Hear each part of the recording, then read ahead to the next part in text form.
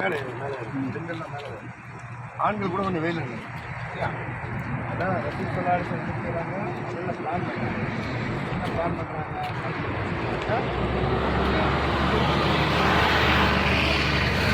வடக்கில் போனால் வடக்கை நோக்கி தான் என்ன செய்வானுவா தேடி வருவானுங்க அப்போ நம்ம என்ன செய்வோம் மாட்டிக்கிடுவோம் அப்படின்னு சொல்லிட்டு முதல் பிளான்.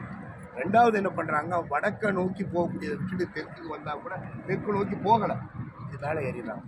எது மேலே ஏறினாங்க, இதுக்கு மேலே மேலே உச்சியில் ஒரு கல் இருக்குது பார்த்தீங்களா, அந்த கல் தான் உச்சியில் இருக்கு, அதான் பெருசாக இருக்கு. அந்த கல்லுக்கு கீழே தான் குகை, அந்த குகை பேர் தான் சவுருங்கிற குகை.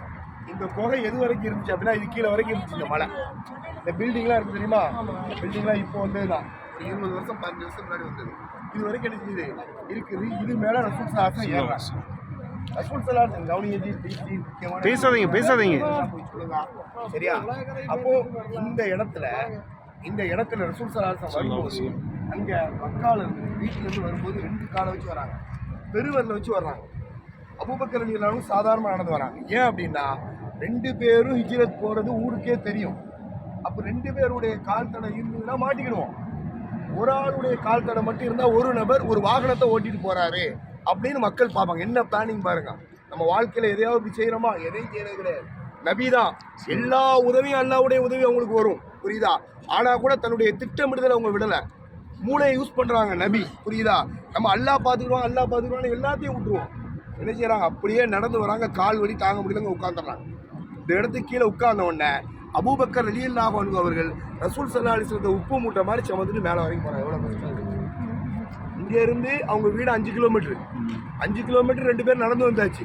ரசூல் ஸல்லல்லாஹு அலைஹி வஸல்லம் இப்படியே என்ன செய்றாங்க, நடந்து வர்றாங்க. அதுக்கு பக்கம் அபூபக்கர் ரலியல்லாஹு மேலே போய் தூக்கிட்டு போறாங்க.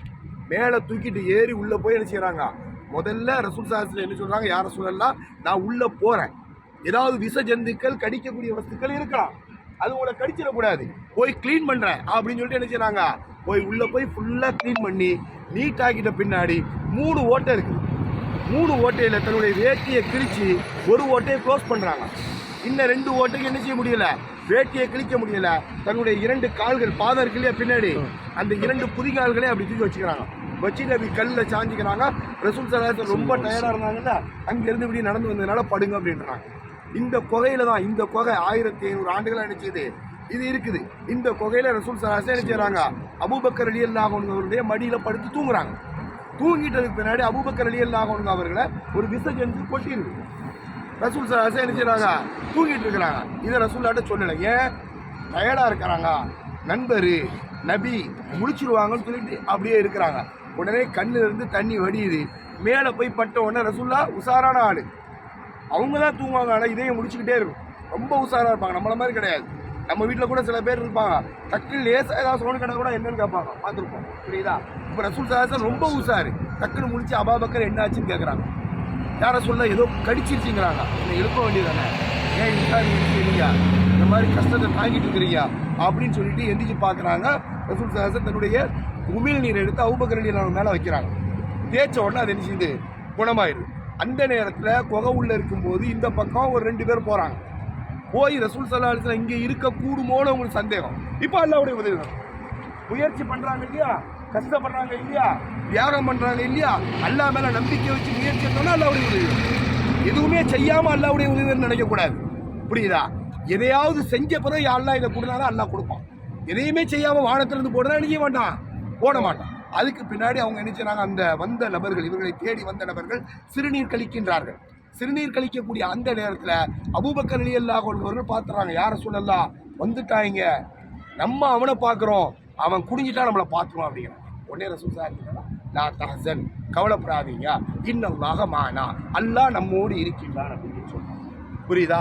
அதுக்கு பின்னாடி ரசூல் ஸல்லல்லாஹு அலைஹி வஸல்லம் இந்த வார்த்தையை சொன்னதுக்கு பின்னாடி எதிரிகள் கொஞ்ச நேரம் நின்று பார்க்குறான். அங்கே யாரும் உள்ளே போயிருக்க மாட்டாங்க. அல்லாஹ் அவங்களுடைய மூலையில் ஒரு மலுங்களை ஏற்படுத்தான்.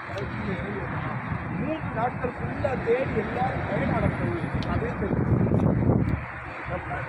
அப்போ முதல்ல இந்த சவுருங்கிற குகை வந்து 1500 ஆண்டுகளுக்கு முன்னாடி நடந்த ஒரு சம்பவம். நடந்த சம்பவத்தை உலகத்தில் எந்த சமூகமும் யாரும் அவர்களை கூட்டி வந்து காட்டியது கிடையாது. இதை கிறிஸ்தவனாவும் செய்யலாம், எந்த யூதனோ இப்படி செய்யறானா? கிடையாது. முஸ்லீம்கள் இதை செய்யறோம். 1500 ஆண்டுகளா இதை பார்த்துட்டு இருக்கனா? இதுல உள்ள படிப்பினை என்ன? அதான் பார்க்கணும். நம்ம வாழ்க்கையில நமக்கு தேவையான படிப்பினை என்ன? ஒண்ணு, நமக்கு அல்லாஹ் மேல நம்பிக்கை இருக்கும். அல்லாஹ் நம்மளை காப்பாற்றுவான் அப்படிங்கிற நம்பிக்கை எடுக்கணும். 2வது, கூட்டு முயற்சி இருக்கணும். நம்ம வாழ்க்கையில எதையுமே தனியா சாதிச்சிடலாம் நினைக்கக்கூடாது. நம்ம அண்ணனோட, தம்பியோட, வாப்பாவோட, அம்மாவோட, குடும்பத்தோட கூட்டு முயற்சியா என்ன செய்யணும்? இருக்கணும்.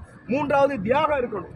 எவ்வளவு பெரிய தியாகம் பண்ணாங்க, எவ்வளவு பெரிய தியாகம், எப்படி நடந்தாங்க, எப்படி தூக்கிட்டு ஏறி இருப்பாங்க, எவ்வளவு கஷ்டம். 3வது, கூட்டு முயற்சி இருக்கணும். 4வதாக, உலகத்துல எதுக்குமே கவலைப்படக்கூடாது. கவலையே படக்கூடாது. எல்லாம் நினைச்சிடாத. குர்ஆன்ல சொல்றான், வலா தஹசன். எப்படி இந்த வார்த்தை நமக்கு கட்டளையிடக்கூடிய வார்த்தை. நீங்க பயப்படவே பயப்படாதீங்க, எதை பத்தி கவலைப்படாதீங்க.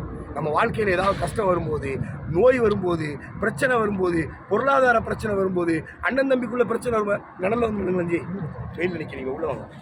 அண்ணன் தம்பிக்குள்ள பிரச்சனை வரும்போது, ஏதாவது பண கஷ்டம், லாஸ் வரும்போது என்ன சொல்லணும்? வலா தஹசன் சையத் இப்ராஹிம் அப்படின்னு சொல்லணும். வலா தஹசன் நாசிம், வலா தஹசன் அப்துல் காதர். பயப்படாத, கவலைப்படாத, அல்லாஹ் நம்மளோடு இருக்கின்றான் என்ற தன்னம்பிக்கை நம்முடைய வாழ்க்கையில் வேணும். இது எல்லாத்தை விட ரொம்ப முக்கியமானது என்னது? திட்டமிடணும், பிளான் பண்ணணும். பிளான் பண்ணாமல் எதையும் செய்யக்கூடாது. ஒரு கடை ஓப்பன் பண்ணுறா இருந்தாலும் சரி, ஒரு திருமணம் நடத்துறா இருந்தாலும் சரி, ஒரு குழந்தைய ஸ்கூலில் காலேஜில் சேர்க்கிறா இருந்தாலும் சரி, பிளான் பண்ணணும். இவன் என்ன எஜுகேஷன் படிக்கிறான், எவ்வளோ மார்க் எடுப்பான், எங்கே இவன் போவான், இவனால் என்ன முடியும். 600 மார்க் 700 மார்க் எடுக்கிறவங்க கூட போய் MBBS சேர்க்கக்கூடாது. புரியுதா?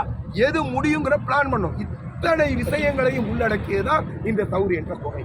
அந்த படிப்பினைகளை நம்ம வாழ்க்கையில கொண்டு வரணும். அதனாலதான் நம்ம என்ன செய்யறோம்? இதை கொண்டு வந்து நம்ம காட்டுறோம். இது எல்லாத்தையும் நீங்க போய் என்ன செய்யணும்?